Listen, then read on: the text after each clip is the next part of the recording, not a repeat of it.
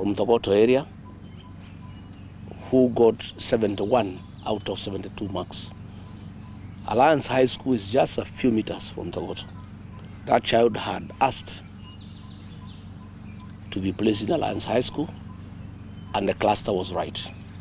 That child was denied an opportunity. Yet some children from other areas with as low as 50 marks have been admitted to those institutions. That is what we are saying is unfair. It cannot be, you know. This placement must be based on merit for all the children of Kenya. And I am saying it's unfair to deny a child an opportunity to go to a school of his or her choice with very high marks and give that opportunity to another child with very low marks. That I'm saying is unfair, it's uncalled for. Let me also say this, because it's important.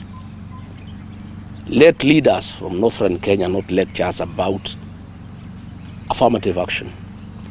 Devolution has been in place since 2013, and leaders from those regions deliberately have refused to develop institutions.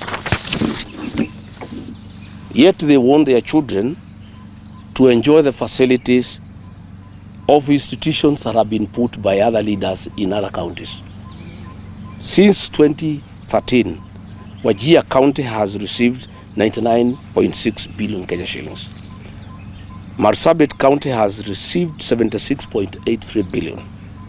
Garissa County has received 81.7 billion shillings.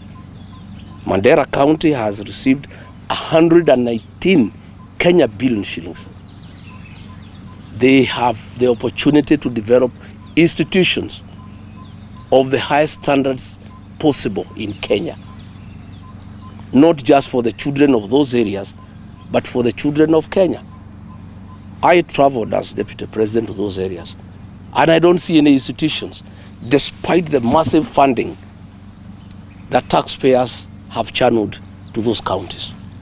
Yet in counties that have received less money, in Western Kenya, in Rift Valley, here in the mountain, when you go around, you see beautiful institutions. I want to say that we need to have a national conversation about zoning of placement. This was okay then because some areas were marginalized, but these areas have received massive funding from the Equalization Fund. They have received massive funds from the National Kitty. CDF funds are shared equally among the 290 constituencies. Yet when you go to these areas where the leaders are making a lot of noise, there is nothing on the ground. In fact, when I was deputy president, I was shocked that these leaders from northern Kenya don't live there and they don't work there. Anytime I had a trip to Garissa, to Mandera, to Wajir, the leaders of those regions would demand that I make space available for them on my aircraft. I would go with them and come back with them. And I never saw any institutions there, despite the fact that billions of shillings have been given to those areas. So we are saying we need a national conversation to ask. Devolution was supposed to bring equity. Equitable allocation of CDA funds was meant to bring equity. 13 years down the line, is there really any county that requires affirmative action anymore? We need to have that conversation. For how long are we going to have affirmative action? Because devolution was meant to address the inequality and the marginalization of certain regions. So in conclusion, I want to say that we are demanding that all children of Kenya be admitted to the best schools on merit. And I'm not saying children from this area or any other area who are not qualified or who have not met the minimum points that are required should be admitted to these great institutions.